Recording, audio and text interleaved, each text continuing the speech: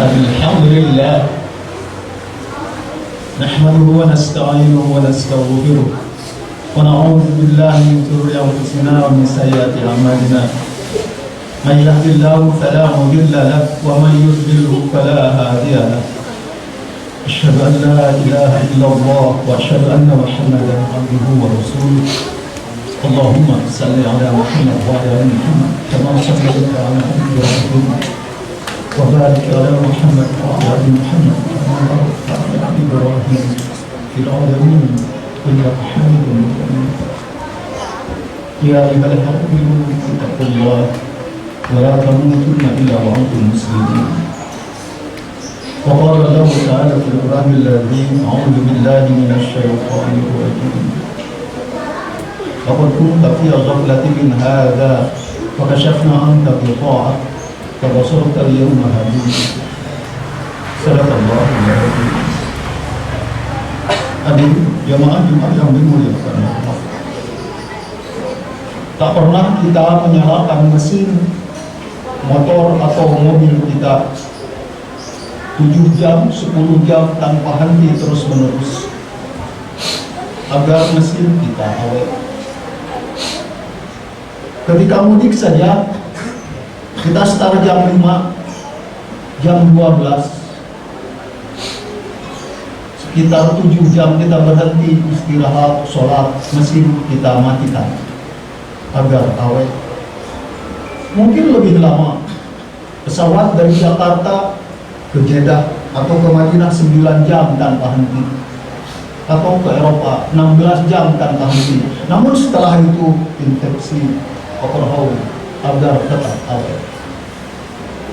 Tadi ada mesin yang tidak pernah berhenti setahun, 10 tahun, 70 tahun, 80 tahun, bahkan lebih. Dan itu ada pada tubuh kita, yakni jantung. Bagi jantung kita berdetak, memompa setiap menit rata-rata 70 kali. Per hari tidak kurang dari 100.000 kali.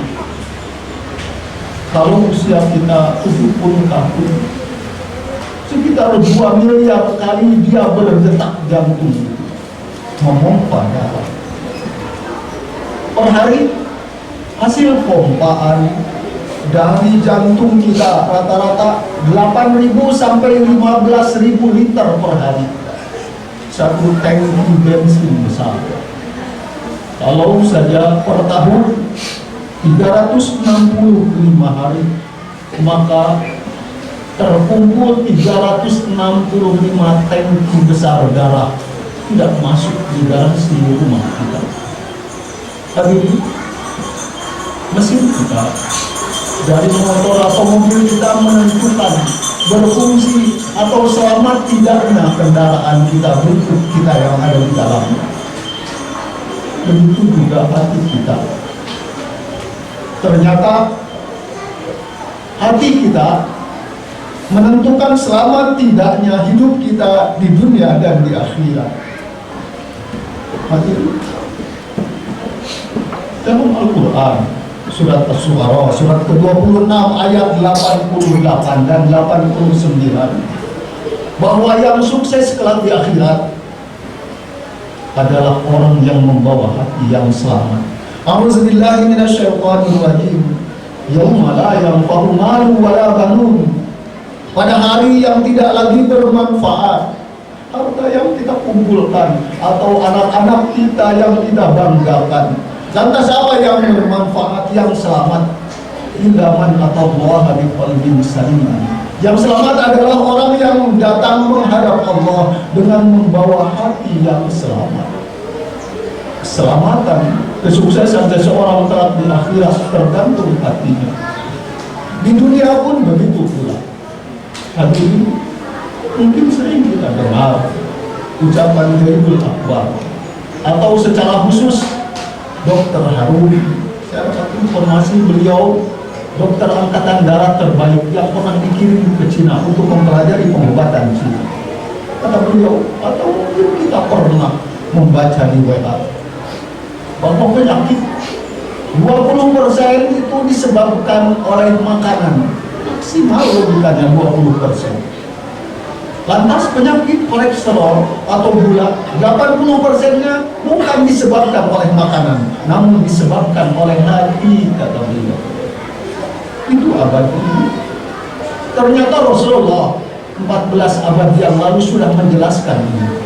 Dalam hadis riwayat Imam Muslim, Rasulullah SAW menjelaskan, "Alam inna fil jasadi mudghah." Ketahui bahwa dalam jasad itu ada segumpal daging.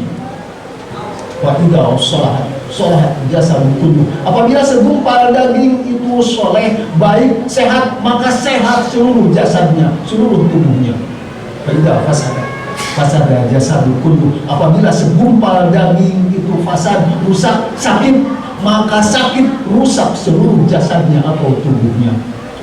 Wahya al-qalb, kata Rasulullah. Ketahui bahwa segumpal daging yang menentukan kesehatan tubuh itu tiada lain adalah al-qalb, hati.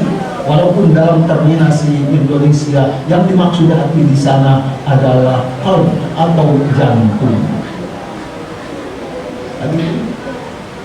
Jantung kita menentukan kesuksesan kita di dunia dan di akhirat.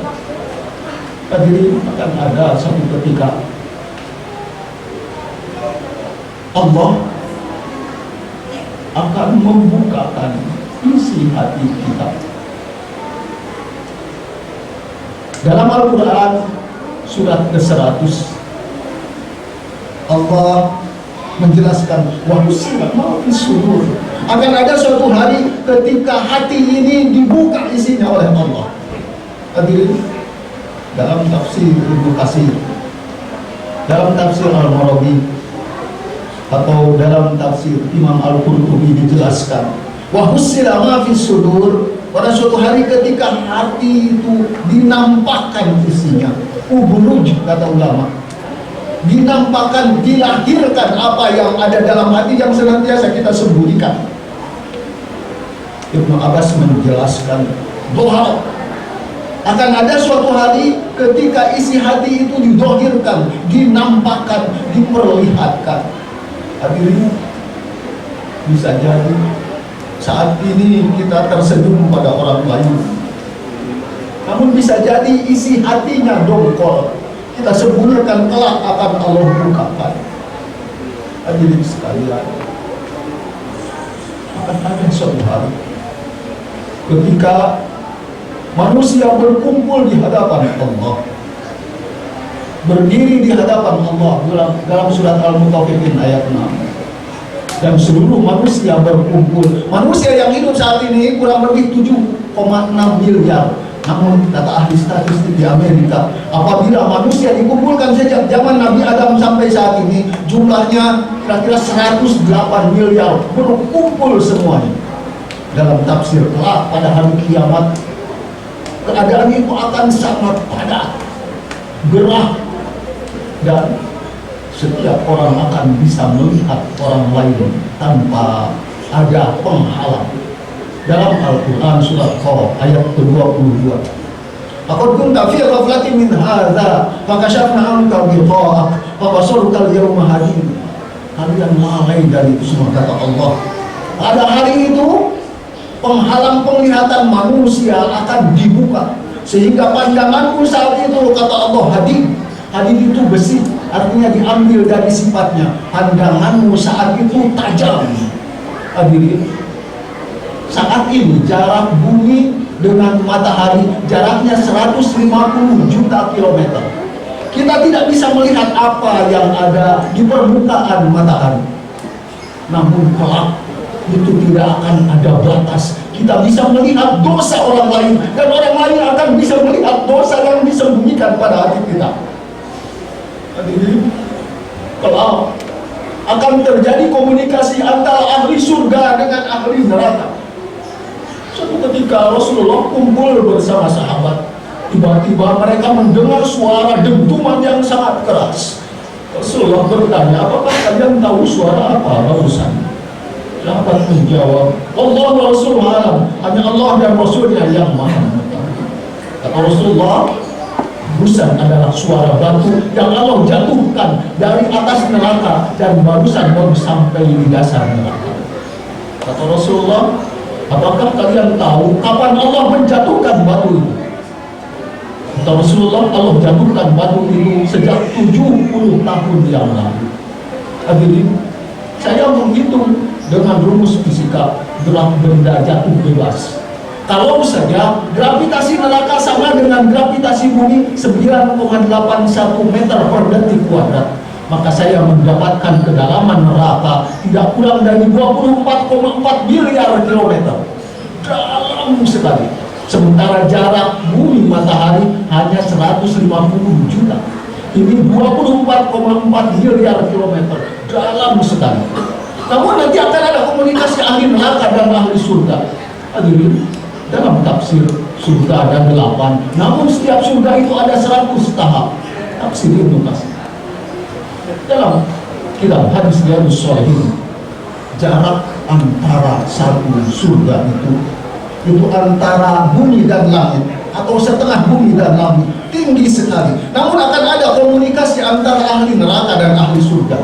Hadirin bisa baca dalam Al-Quran surat Al-A'raf ayat ke-50, Allah berfirman nanti, wa nada ashabun nari ashabal jannah, dan akan meminta ahli neraka kepada ahli surga, an afidu alaina minal ma, tolong berikan kami air, au ma waja'akumullah, atau apa yang Allah berikan, Allah rizkikan kepadamu. Kata ahli neraka kepada ahli surga, karena pandangannya tidak terbatas. Namun ahli surga berkata, "Qalu inna Allaha harrama 'alal kafirin." Kata ahli surga, sorry kalau bahasa kita, Allah mengharamkan keduanya, yakni minuman dan makanan atau apa yang disediakan oleh Allah bagi orang-orang kafir. Intinya kelak akan terjadi komunikasi, karena bisa komunikasi, tidak terhalang pandangannya. Mudah-mudahan Allah menutup dosa aib kita yang kelak akan dilihat oleh orang lain. Alhamdulillahirabbil alamin. Barakallahu fihi wa fiikum.